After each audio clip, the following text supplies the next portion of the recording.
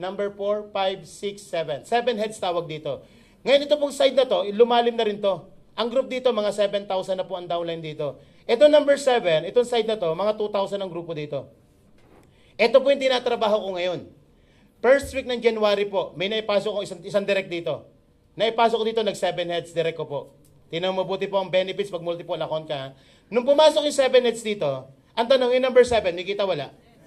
Pumaris po ito ng 715. 715, magkano yun? Number 7, kumita po ng 10,500. Ang tanong, yung number 3, may kita wala?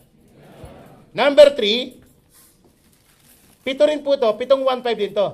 715, number 3, kumita rin ng 10,500. Ang tanong, yung number 1, may kita wala? Kumita rin niya ng ilan? Kumita rin niya ng 715, isa, dalawa, tatlo, kumita rin niya 715, 10,500. Tingnan mo buti ha, 3 beses kang kumita sa isang trabaho. Kapatid, pag nag-single account ka, tingnan mo buti ito ha, single account, isang ulo lang kinuha mo, ikaw yan. Imagine lumaki rin grupo mo. Nagkaroon ka rin ng 10,000 downline dito, super bilis din yung side na yan. Nagkaroon ka rin ng 7 heads dito, nakapagpasok ka ng 7 ulo, ikaw din na nag-direct. Nangyari sa'yo, nangyari sa akin.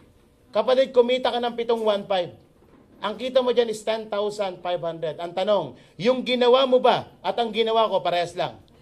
Ang tanong, yung kinita ko ba at ang kinita mo magkaiba? Ang tawag dyan is structure. Simula mo ng tama para matapos ka ng tama. Tama? Ngayon, kung hindi mo kaya ang 7 heads ka agad, pwedeng ganun, patuhog. Or pag ganito, 4 head. Magkano kapital ng 7 heads? Pakita ko na po sa inyo ha. 7 heads, maglalabas ka po ng 55,860. Pero para sa akin, wala pong kapital yan. Bakit? Ganito po yan. Once na naglabas ka ng 7 account, 7 heads, itong structure na gagawin nyo, parang katulad ng structure ko. Kapatid, may overnight commission po yan. Babalik na commission. Bakit? Yang 6 na yan, consider direct mo yan. Bakit? Nasa ilalim, pangalan mo rin yan, pero consider sales mo na yan. May babalik po na direct referral bonus sa 3,000, plus meron kang sales match na 5, total commission of 10,500. Kinabukasan, makukuha mo na yan kung ikay may BDO account, pwede mo na i-transfer. Ito maganda. May produkto po kada isa niyan. At ang product ng kada isang account is 6,800. Pag nabenta mo ang product is 47,000. Kapatid, kapag nabenta mo ang product, bumalik sa'yo 58,000 na. 55 lang ang nilabas mo, 58 ang bumalik. Ang tanong, bawi o kita? Hindi ka pa nagtatrabaho. Worst scenario, hindi ka pa nakapag-invite, bawi mo ng kapital mo. Anong gagawin mo? Lagyan mo ng 8 tao yan. 1 and 2, ilagay mo yan. Pag nilagay mo si 1 and 2, ang number 4 may kita. Ilagay mo sa 3 and 4, number 5 may kita sa pulang number 2. Tama? Ilagay mo si 5 and 6, may kita to number 6, may kita number 1. Ilagay mo si 7 and 8 sa pulang number 7, 3 and 1. Lahat tinatamaan. Pag nailagay mo ang 8 taong yan, kapatid, ang kikitain mo na is 22,000. Kayo po nagbabangko, alam niyo po ang interest ng bangko ngayon. Magkano interest rate ng savings account? 0.25% per annum. 0.25%, ibig sabihin na 1,000, may kitang 250. Yung 55,000 na approximately kikita ng mga 20 pesos sa isang taon. Ilagay mo sa global, pag-usapan natin, trabahuhin natin, wala pa isang buwan, tapos yan. Tama? Guys, may pakikita lang po isang account. Kanina, pinagda-download ko yung mga account ko. Yung 7 heads ko pala, ito na pala yung total na kinita. Tingnan buti po ha. Pakita ko lang po sa inyo. Yung main head, ito po number 1. Dali ha. Magkano ang kita ng number 1? Magkano? 11 million. Yung number 1 account. Number 1, kumita ng 11 million. Number 2. Magkano? Ano yung number 2? 2.7. Number 3, magkano kinita? 1.6. Number 4, 1. Number 5, 850. Number 6, 590. And number 7, 1.5. Total magkano? Investment of 55,000 po. Total earnings is 20 million. Kapatid sa negosyo, wala kang makikita investment na ganyan. Magpaikot-ikot ka na sa buong Pilipinas, wala kang makikita na ganyang kabilis ang return po. Okay, ngayon ganito. Balikan po natin itong pinakita kong mga figure. Ano po yung pinakamaliit dito? Anong pinakamaliit dito? 590,000. Kapatid ko, ikay may bit-bit na 590,000, dala-dala mo, naiwan mo sa taxi. Pag-uwi mo, naku na, wala ang 590,000 ko. Anong mararamdaman mo? Magsasaya? Malulungkot? Makakatulog ka ba? Hindi, magwawala ka. Magagalit, tama? Bakit? Nawalan ka na mahigit kalahating milyon. Kapatid, pag hindi ka sumali sa AIM Global, lahat ng yan mawawala sa iyo. Okay. Ang tanong, nagustuhan nyo ba ang negosyo? Yes. Nagustuhan nyo ba ang kitaan? Yes. Problema ba ang kapital? Yes. Ilaw bro. Yes din. Alam nyo po, normal po yan. Gaya nung sinabi ko po sa inyo, nung ako'y naimbita sa AIM Global, pinag-uusapan pa lang po ang kapital, nagdidilim na ang paningin ko. Kaya lang sabi nga, pag gusto, maraming paraan. Pag ayaw, maraming...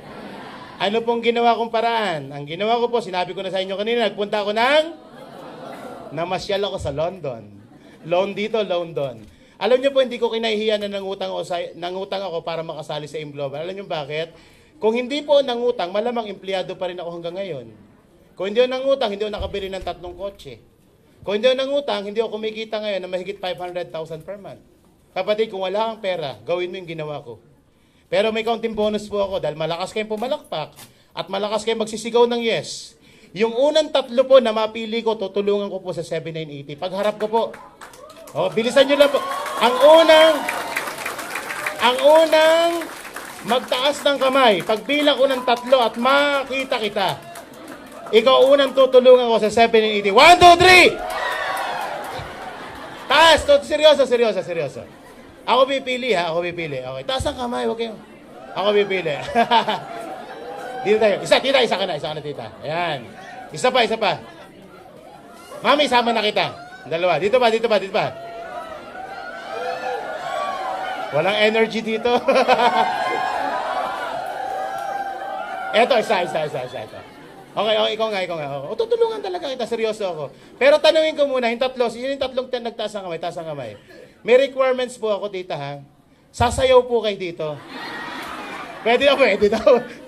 Tita, tatanungin ko lang po muna mga edad niya. Ilan taon na po kayo, mami? 73. Gaya nung sinabi ko sa inyo, tutulungan namin kayo saan? Sa 7980. Huwag kayong mag-alala, seryoso po ako, tita. Mami, ilan taon na po kayo? 56.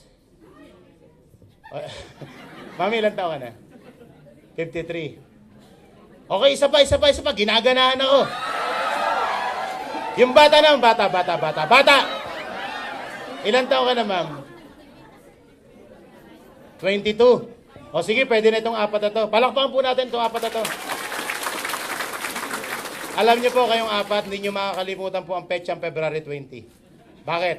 Seryoso po kami mga mami. Tutulungan po talaga namin kayo. Tutulungan po namin kayo ma-realize kung paano magkaroon ng 7980. Realize lang po, mami, mabigat-bigat yung 8 mil na yan. Okay. Ako po yung nanghiram ng edad lang para pagtulong-tulungan natin. Ako naman po mismo, nung na-invite ako dito, pinag-uusapan pa lang ang 780. Problema ko rin talaga yan eh. Okay. Para sa lahat na po ito ha, mga mami, tanggalin niyo po ang personality niyo dito. Hindi na po kayo ito ha. Ito po yung number na lang. Hiniram ko lang sa inyo. Sa mga nakaupo po ngayon dito, sa seminar room na to, na ito na ang edad nyo, or malapit dito ang edad nyo, at ito pa rin ang problema mo. Abay, kabahan ka na sa buhay mo. Alam niyo bakit, mga kapatid? Hindi mo dapat sinapit ang edad na yan hanggang ngayon wala ka pang pera. Ibig sabihin niya, may kulang ang ginagawa. Tama? O sa mga bata naman, mga kapatid. Sa mga bata ngayon na nasa seminar room na to, payag ba kayo sumapit sa mga edad na yan? Na yan pa rin ang problema mo.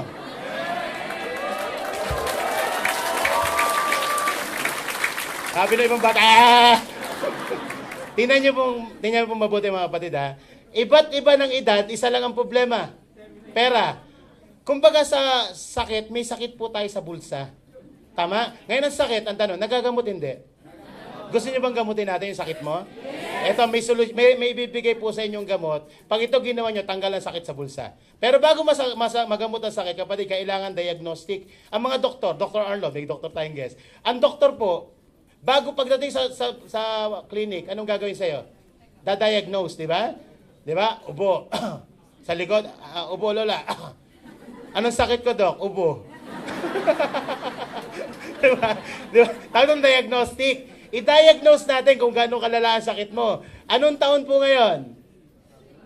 2014. Namumblema ka ba sa laman ng bulsa mo? Yes. O, balikan po natin yung nakaraan 5 taon mo. Noong 9 ba? Ito din ba ang problema mo? Kapatid, 5 taong ka nang may tumor sa bulsa. Malala o malala? Ang tanong, willing ka bang tulungan namin gamutin ang sakit mo sa bulsa? Sa nanonood ng video ngayon, willing ka bang gamutin ang sakit sa bulsa? Okay. Ngayon, for the next 5 years, ito ang gamutan, chemotherapy tawag yan. Gusto niyo ba pagdating ng 2019, marami ka ng pera? Yes! Sino gustong yumaman for the next 5 years? O, ito gagawin natin. Kung gusto niyo yan, katulong niyo kami sa right direction. Ito ang gagawin natin. Ang isang drum po, pag may pumapasok na tubig, yan po ay mapupuno. Tama? Pero kapag ang drum ay butas, imposibleng mapuno. Ito yung nangyari sa atin. Laliman natin ang gusto. Ano nangyari sa nakaraan 5 taon? Kumikita ka ng 10,000, gastos mo 10,000. Kapatid, sa mathematics po, 10 minus 10, anong sagot? 0. Magtrabaho ka ng 20 taon, ano pong sagot? Any number multiplied by 0, the answer is 0. So anong gagawin mo sa equation na to? Anong gagawin mo para ito'y mapuno? 2 lang po, mga kapatid. Napakadali ng solusyon. Lakihan mo ang kita mo, bawasan mo gastos mo. Tama? Unahin natin ang butas. Ano po yung butas na yan? Tawag yan mga basic needs. Yan po yung mga pang-araw-araw nating gastusin. Andiyan po ang pagkain, tubig, kuryente, pamasahe, gatas, diaper ng anak mo. Ang tanong, pwede bang tapalan ng ilang butas para mapuno? Yes, wag ka kumain. Sabihin mo sa mga anak mo, anak, oxygen lang tayo, ha? Mga anak, inhale, exhale. Pwede ba yun? Hindi. Hindi pwedeng tapalan yan. Tubig, pwede ba? Anak, yung toilet bowl natin, once a week ang flush, tipid tayo sa tubig. In short, mga kapatid, pag dito ka nag-focus, mahirap kontrolin. Bakit? Hindi ikaw nagdidikta dito. Kahit mag-rally ka araw-araw sa Malacanang, hindi bababa presyo ng bilihin. Bilang individual, kung gusto mong yumaman, dapat you are in control. At ang control mo, ito, yung kita mo. Yung nakita niyo po 780, liliwanagin ko mabuti, hindi po yung gastos. Yan po yung kapital, investment sa isang negosyo. Noong nakita ko po ito, pinag-aralan ko mabuti, umatay ng mga seminar, umupo sa mga speaker. After 1 year po, meron akong employment na kinikita, meron akong part-time earnings sa negosyo. After 1 year, hindi na bumaba ng 100,000 per month na kinikita with AIM Global. Imagine mangyari sa ito. Ito ang kinikita mo by the year 2015. Ito ang ginagastos mo. Ang tanong, mapupuno o mapupuno? Pag napuno, aapaw po ba? Pag umapo, ilagay mo sa mas malaking lalagyan. And ang principle ng pera, your money makes money. Pag ang pera niyo po nakalagay sa investment, nagkakaroon ng tinatawag na multiple source of income. Mas mabilis ang pagpasok. Ito walang butas. Ang tanong, mas mabilis mapupuno. Tama? Pag ito napuno, ang nakukuha ng family mo hindi po needs. Ang nakukuha ng family natin, yung mga wants, yung gusto mo. Yung gusto mong pagkain sa anak mo. Yung gusto mong bahay na tirhan, yung gusto mong ospital pag nagkasakit ang anak mo, yung gusto mong school na pag-aralan ng anak mo. Kapatid, ang tawag yan mga pangarap. May pangarap po ba tayo? Yes. Ang pinakamahirap na tao, hindi po yung taong walang pera, kundi yung taong walang nangangarap ka ba ng magandang kotse? Yes. Nangangarap ka ba ng magandang bahay? Yes. Nangangarap ka ba ng maraming savings? Yes. Last time pangarap mo, nagkakahalaga ng mga 30M at nakuha mo, masaya o masaya-masaya? Bakit po gumamit ng 30 million? Kausap ko no isang araw po yung financial advisor ko. Sabi sa Nestor, kung gusto mong kitain yung pera mo, yung kinikita mo sa AIM Global, dapat itong investment mo. Saan ko ilalagay daw? Either ilagay mo sa mutual fund or sa UITF. Yung kinikita nito, sapat for your wants and for your tawag po diyang financial freedom. Lahat po tayo pwedeng makarating dito kung aware ka sa kinikita mo ngayon. Ngayon, reality check. Tingnan natin mabuti kung kaya. Ang pagpunta po sa pangarap, walang pinagkaiba po sa biyaheng malayo. Ito po yung pinagmumula ng kita natin. Isang self-employed, pagiging empleyado, pagiging negosyante, pagiging investor. Kapatid, nasaan ka pa dyan? Pag nasa kategoryang ganito po, tinatawag po yan ni Robert Kiyosaki na linear income. Pag sinabing linear income, 100%, ikaw ay mag-isang gagawa para may pera. Mag-isa, isang empleyado, hindi pumasok, no work? Mabagal po dito. Example, isang empleyado na sumusweldo ng 10,000 sa isang buwan. I-compute natin isang taon. Magkano ang total na kinita? Kumita po siya ng 120,000. 10 taon na nagtrabaho, magkano total na kinita? 1.2 million. Ang kinita niya sa 10 taon na hindi ginagalawan sweldo. Ibig sabihin, kung ikaw empleyado, pwede kang makaipon ng 1.2 million in 10 years na hindi ginagalawan sweldo. Ibig sabihin, nakikikain sa kapitbahay, nakikishampoo, nakikiligo. Sino po ang mga employed? Taas po ang kamay. Mga empleyadong katulad ko, taas ang kamay. Huwag kayong mahiya. Empleyado. O sir, ikaw po, naka-stripe. Ilan taon na po kayo, sir? 37. Ilan taon na po kayo nagtatrabaho, sir? Ano 37? Sabi, since birth, nagtrabaho ka. Ilan taon na po kayo nagtatrabaho, sir? 19. O bro, in 19 years mo sa pagiging empleyado, nakakaipon ka ba ng 10,000 sa isang buwan? Wala. Wala. Wala. Okay. O bro, bata ka pa naman, 37 ka pa lang. Mag-ipon ka na ngayon. Bakit? Pag uminod ka ng 38, ito savings mo. Dagdagan mo 10 taon edad mo, 47, 1.2. Bakit yun siya pinag-iipon? Para makarating ka sa yung pangarap na 30 million. Diba? Kung 10 taon, 1.2 million. In 30 million, marireach membro at the age of 337. Kung ikaw si Abraham, anong point po mo? Hindi, joke lang bro. Anong point ko po? Kapag naandito po kayo, ang tanong, mararating mo ba ang pangarap mo? Hindi, maliban na lang kung nabuhay ka sa lumang tipan. Kalahi mo sila, Abraham, pwede. Pero tayo po'y nabubuhay, 60, 70, doon tayo mag-goal setting. Tama? Pumunta ka dito. Nung nakita ko po ang AIM Global, may trabaho ko, nagnegosyo sa AIM Global. Pwede naman part-time eh. After 1 year, nag-100,000 na po ako. Imagine mangyari sa ito, 100,000 in 12 months, magkano po yan? 1.2 million. Bakit mabilis dito? Kasi po dito hindi linear. Pinag-uusapan dito residual income. Sa residual income, meron kang 1%, maliliit na porsyento sa maraming tao, may kita kang pera. Kapatid, hindi lang, ang downline ko po sa Hawaii mahigit 4,000. Ilan ang doktor na naandun? Ilan ang gumagamit ng produkto? May tig 1% ako, tulog ako, gising sila, may kita ako. Tama? Yan ang pagkakaiba ng negosyo. Hindi ka involved, maraming taong involved para kumita ka ng malaking pera. Ngayon, anong kailangan gawin? Una, huwag sigurista. Ano yung sigurista? Sige, sasali ako. Pero bago sumali ako, ito muna gagawin ko. Mag-i-invite muna ako ng 2 para sigurado. Huwag niyong gagawin to. Bakit? Malalaman ng 2 yung ginawa mo. Bro, member ka na ba? Hindi pa bro. Nag-invite muna ako para sigurado. Abay, ganun ba yun? Ay di mag-i-invite din kami ng 2 para sigurado. Tama? At malalaman itong 4 at yung pinagagawa yung 3. Abay, ganun ba yun? Mag-i-invite din kami ng tigagalwa para sigurado. Dumami kayo ng dumami, walang kumikita. Bakit? Wala namang member dyan eh. Ang masama nito, ito naka-invite ng isa, sumali, lahat kayo, downline niya. Kaya ako sigurista ka, unang gagawin mo ito. Mag-join ka na kaagad, ilabas mo na 7,980. Bakit? Yung nag-invite po sa inyo, ang tawag dyan, sponsor. Well-trained na po ng company yan, sponsor. Well-trained na ng company. Ikaw available ka ngayong Huwebes. Bukas makaluwas, ang damakmak na naman ang dala niyan. Tama? Paano kung nakasali ka ngayon? Bukas may dala siya, isa, nailagay sa'yo. Ang pangarap mo lang sana magkakotse. Ay nalagyan ka ng taong pangarap, barko. Tingin mo kaya titigil to? Sa laki ng pangarap niyan, kapatid, bibili pa ng dagat yan. Pati dagat binili. Imagine mangyari, hindi ka pa nag-iimbita, may tao ka na. Di ba isang tao na lang makuha mo dito, para ka na ina-armalite ng 1.5? Tama? Kaya unang gawa ng paraan, ito po. Bibigyan ko na po kayo ng mga pamaraan, pumili na kayo kung anong paraan. Una, dasal. Pag uwi niyo po ng bahay, kaunting dasal. Gamitin niyo po ito. Ito, tinatawag sa law of attraction. Nandito po yung concentration ng positive energy. Kung kayo mananalangin sa bahay niyo, ilagay niyo sa sala. Bakit ang sala po? Andiyan po yung concentration ng positive energy. Ito, 2 minuto. Garantisado, sigurado. Pagkatapos ng panalangin, mga 8,000 nasa harapan mo. Paano? Seryoso, ganito. Gagawin niyo itong seremonyang to, dapat tulog lahat ng tao. Dapat walang gising, ha? Ikaw lang gising, ganito. Kasi nakakahiya, di ba? Ito gagawin mo, okay. Pikit, mami, sa gitna ng sala. Sigurado yung mag-isa ka lang. Pikit, sabay dasal, Diyos ko. Tulungan niyo po 780. Pagkatapos ng panalangin, huwag mo na dumilat. Ikot ng 3 beses. Pagka-ikot mo ng 3 beses, sabay dilat at sabay turo. At ang unang may turo mo, ito gagawin mo.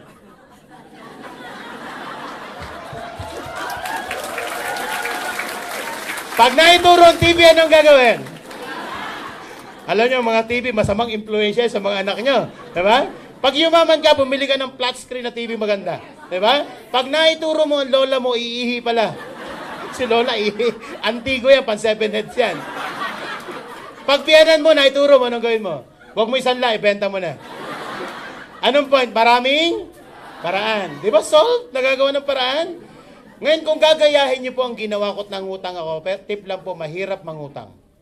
Although magaling kang mangutang, di ba? Diyan kang magaling eh. Pero mahirap utangin ng 8,000. Gusto niyo mapadali? Kung yung unang tinuro ko 2 minuto, ito overnight. Kinabukasan pagising mo, may 8,000 ka na. Oo, sigurado to. Sumunod ka sa sabihin ko, sigurado to. Okay, ganito. Kung kayo mangungutang, huwag kang mangutang na 1 tao, 8,000. Ganito gawin nyo. Maghanap ka ng 8 kaibigan, utangan mo ng tig 1,000. Okay. Mas magaan po ang 1,000 kumpara sa 8,000. Ganito, sa text lang. Para walang emotion, di nakakaya. Kasi mga, bro, po tayo 1,000, nakakaya pagharapan. Sa text lang. Ito po yung format ng text. Ganito ang dialogue, friend. Favor naman. Grabe nakita kong negosyo. Friend, 8,000 ang kapital eh. Pero may 7,000 na ako. Kahit wala pa, di ba? Hindi ka nakakaya kasi may 7,000 ka na, di ba? Friend, short ako ng 1,000 lang eh. Ikaw na ang huli kong kaibigan malalapitan. Friend, tulungan mo na ako. Wala akong malapitan kundi ikaw. An option sent to all your friends. Solve hindi. Okay, ito na. Kinabukasan, sumali ka. Pagkasali mo, balikan mo ang 8 kaibigan mo. Dala ang produkto. Etong 8 taong to, bentahan mo ng product. Hindi makakatanggihan. Bakit? May utang ka. Friend, power. Ito yung product namin. Iwanan ko sa ito, ha. 1-2 yan, friend, ha. 1-2. 1,000 utang ko sa'yo. Friend, may utang ka sa'yo 200, ha. Gagamitin. Kapatid, may pagmamalaki natin pag ginamit, magugustuhan. Pag nagustuhan, magtatanong, Mare, meron ko ba dyan? Meron pa. 1-2 ulit. Mag-member ka na. Friend, bakit? 900 pag member. Magkano membership? 780. Wala ako yan. Hanap ka rin 8. Okay.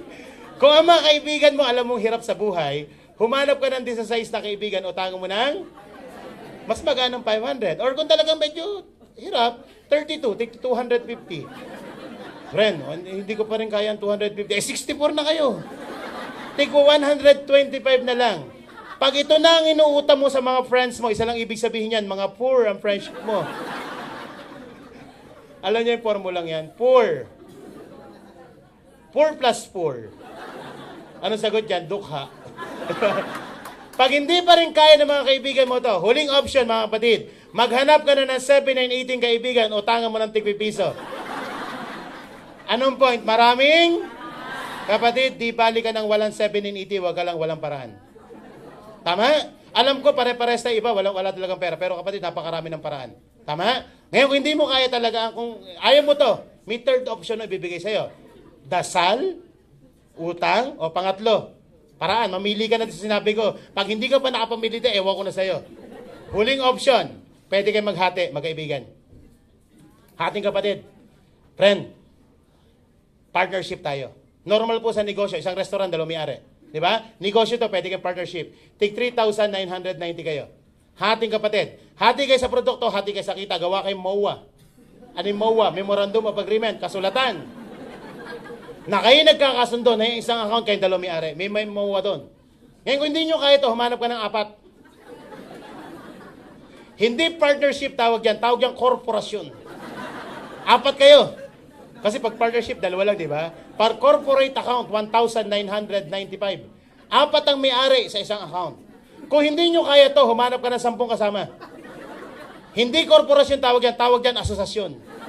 Asosasyon ng mga poor. Ikaw ang presidente. Diba? Ikaw na presidente ng mga magkano yun? Divide 10. 798 lang. Magaan. Pero 10 kayo may-ari. Pag hindi nyo kaya ito, humanap kayo 100. Hindi asosasyon tawag yan kooperatiba. Ang dami nyo na. Tig si 79 pesos and 80 centavos kayo. Eto maganda dyan. Pag kumita kayo ng 1,500, 100 kayo, tig 15 lang kayo. Less 10% tax. Kaya maiwas sa cheque mo is 13.50. Pagpunta mo ng BDO, 3 ID hahanapin dyan. Pag hindi mo pa rin kaya to, abay kahabag-habag na ang buhay mo. Ito bagay sa'yo para matapos na paghihirap mo. Ano yan? Gulong, pasagasa ka na.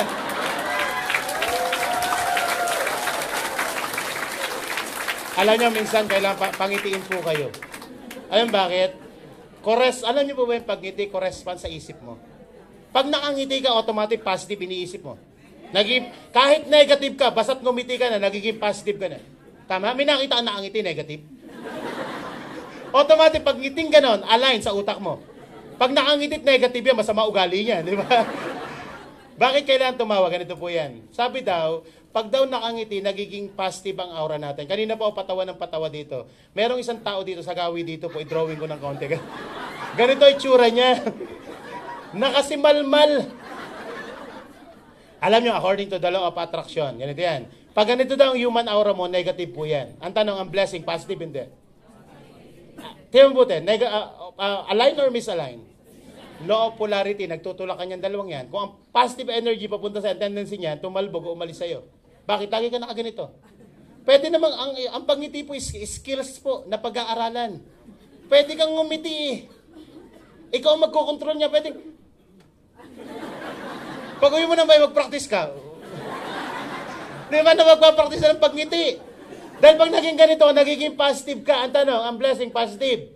Salo. Lahat ng biyayang pupunta sa'yo, nahihigop mo. Hindi lang kusang pumupunta, kundi hinihigop mo. Kaya kapatid, obligasyon mo laging nakangiti. Bakit? Para maging positive ka. Ngayon, pag nakita mo ito mamaya, nag-iisa po ito, hanapin nyo. Pag nakita mo ito, tabihan mo. Bakit? May tumatalbog sa kanya, sa'yo ang punta niyan. Diba? Alam niya, madali pong umiti. Napakadali pong umiti. Madali lang. Paano? May tinuro sa akin dyan, count your blessing. Para lagi ka naka-smile, tinuro sa akin, nasa pag-isip mo ng umaga, bago matulog pala sa gabi, maglista ka ng 10 blessing mo ngayong araw na to. Wala kang pera, pero buhay ka. Wala kang sapatos na maganda, may paa ka. Alam mo, Lord, thank you po sa paa ko. O papiliin ka ni Lord, anong gusto mo, paa, sapatos? Blessing kaya ang paa. Diba? Alam mo, yung magbuhay kang kasi pag nagbilang ka ng blessing mo, lagi ka nakangiti. Ang bless ko talaga. Kapatid, requirements sa pagyaman, in getting what you want, first requirements, you have to be thankful for what you have. Yeah. Tama? At tandaan niyo po ito mga kapatid, hindi mo kasalanan kung isinilang ka mahirap. Ang kasalanan kung mamamatay ka pa rin, mahirap. Bakit? Marami pong taong sinisilang na mahirap yung mayaman. Napakarami niyan. At marami din tao sinilang na mayaman, minsan makikita mo, mahirap. Kapatid, ang pagyaman po natin ngayon 2014, hindi po yung nakasalalay sa laman ng bulsa mo. Ito po yung nakasalalay sa laman ng isip mo. Kasi kung iniisip mo na kaya mong yumaman, tama ka. Kung iniisip mong hindi mo kayang yumaman, tama ka. Lahat ng iniisip mo, tama ka. Hindi may tama. Tama ka. Lahat ng iniisip mo, tama ka. Sino po ang taong gusto maging mali? Taas po ang kamay ng mga taong gusto maging mali. Ako lang, ayoko din. Anong point po? Yung nangyayari sa atin ngayon, yan ang tamang ginawa mo dito, at ang mangyayari sa bukas, kapatid, dapat ingatan mo ang gagawin mong desisyon ngayon. Sabi nga, your destiny is not a matter of chance, it's a matter of choice. Pumili po tayo ng magandang buhay. Tandaan niyo po, hindi po nabubuhay ang tao sa pagmamahalan at sa kapayapaan. Pwede yan, nagmamahalan at kapayapaan pwede. Pero hindi pwede pumunta ka sa Dr. Doc, may sakit po ang anak ko, nagmamahalan po kami mag-asawa, at punong-puno po kami ng kapayapaan. Hindi pwede. Subukan mong pumila sa Chowking, order ka lahat ng pagkain, dala mo lang kapayapaan at pagmamahalan, itataboy ka dyan, sinisigurado ko sa'yo.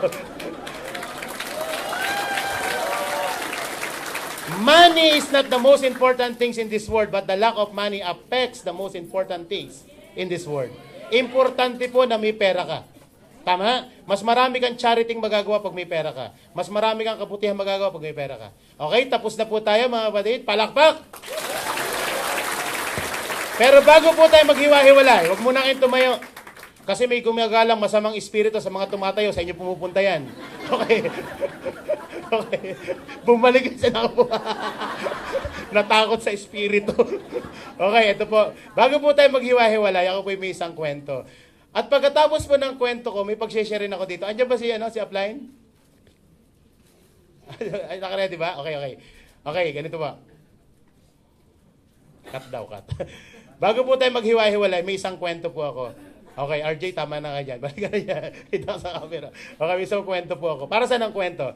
Sa lahat po na mag-join at sa mga hindi mag-join. Sa mga mag-join nga po pala kapatid, pumunta po kayo ng third floor. Diyan po ang cashier natin. Third floor, pila po kayo, medyo mahaba-haba lang pila. Pwede po kayo magbayad ng credit card, pwede po kayo mag-Visa or Mastercard, pwede kayo mag-cash din po. Sa mga magjo-join, doon po kayo pumunta sa third floor. Mag-elevator po kayo, pasama kayo sa inyong sponsor. Pakakapihin kayo ng sponsor nyo doon. Sa mga hindi magjo-join, wag muna kayo makigulo doon, ha? Dito po ang daanan nyo. Para maraming tao. Dito ang daanan ng mga hindi nag-join. Ano po yan? Bintana po yan. Nabiro. Mataas-taas po yan. Nabiro po. Sumali o hindi ka sumali, I'm sure may naliwanagan sa inyo ngayong hapon na to. Tama? Ito po ang kwento, mga kapatid. Ito'y kwento para makapag-decide ka ng tama. Para makapag-decide ka ng tama. Sa isang barangay, may isang lalaki doon, ang pangalan si Pedro. Si Pedro po, kinabukasan, pumunta sa bahay niya, yung mga kabarangay niya. Ang sabi kay Pedro, Pedro, umalis ka sa bahay mo. Sumama ka sa amin at tayo lilipat sa evacuation center. Sabi ni Pedro, bakit? Magkakaroon ng malakas na ulan, babahain ang area natin. May bagyo daw na parating, super bagyo. Sabi ni Pedro, mga kapatid, mga kabarangay, mauna na kayong umalis, hindi o pababayaan ng Panginoon Diyos. Kinabukasan, tumodo ang ulan. Todong-todo. Umabot ng second floor ang bahay, ang tubig sa bahay ni Pedro. Si Pedro lumipat ng second floor. Maya-maya may dumating na isang lalaki nakabangka. Sabi ng lalaki nakasakay sa bangka, Pedro, sumakay ka sa bangka. May parating na namang isang bagyo, tagilid ang kalagayan mo dyan. Huwag masyadong matigas ang ulo, Pedro. Sabi ni Pedro, Kapitan, umalis ka sa harapan ko, hindi ako pababayaan ng Panginoon Diyos. Kinagabihan po, tumodong ulan. Inabot po ang bubungan ng bahay ni Pedro. Lubog ang buong bayan. Pero si Pedro po, buhay pa, nasa bubong. Maya-maya, may dumating na isang rubber boat. Nakasakay yung lalaki sa rubber boat. Sabi nung nakasakay sa rubber boat, Pedro, ako ang mayor ng bayan. Sumakay ka sa rubber boat na to kasi mamayang gabi, magpapabukas ako ng dam sa bundok. Delikado, Pedro, pag hindi ka sumakay, delikado kalagayan mo. Pero sabi ni Pedro kay Mayor, Mayor, umalis ka sa harapan ko, hindi ako pababayaan ng Panginoon Diyos. Kinabagabihan ko, pinabuksan ang buong dam, buong bayan. Lubog ang buong bayan. Pero si Pedro po buhay pa. Nakasabit sa antena. Pawe, may anting-anting si Pedro, ano? Eto na po. Exciting, ano? May dumating po sa helicopter. Umiikot yung helicopter. Sabi nung nakasakay sa helicopter, Pedro, ako ang presidente ng Pilipinas. Iniwanan ko Malacanang para iligtas ka, Pedro. Pedro, iabot mo ang kamay mo, personal kitang ililigtas. Pero sabi ni Pedro kay Presidente, Presidente, umalis ka sa harapan ko, hindi ako pababayaan ng Panginoon Diyos. Kinagabihan, si Pedro po ay nasa Panginoon Diyos na. Patay si Pedro. Patay. Tigas na ulo eh. Ito na, pagdating ni Pedro sa langit. Ito po'y kwento lang, walang relihiyon na involved. Pagdating ni Pedro sa langit, nagwawala si Pedro. Sabi ni Pedro, Panginoon, bakit mo ako pinabayaan? Ako po'y mabait na tao, madasalin at araw-araw puro kabutihan ang ginagawa ko. Pero bakit niyo pinabayaan mamatay? Sumagot ang Panginoon. Sabi ni Pedro, Pedro, hindi kita pinabayaan. Wala pang baha, pinasusundo na kita.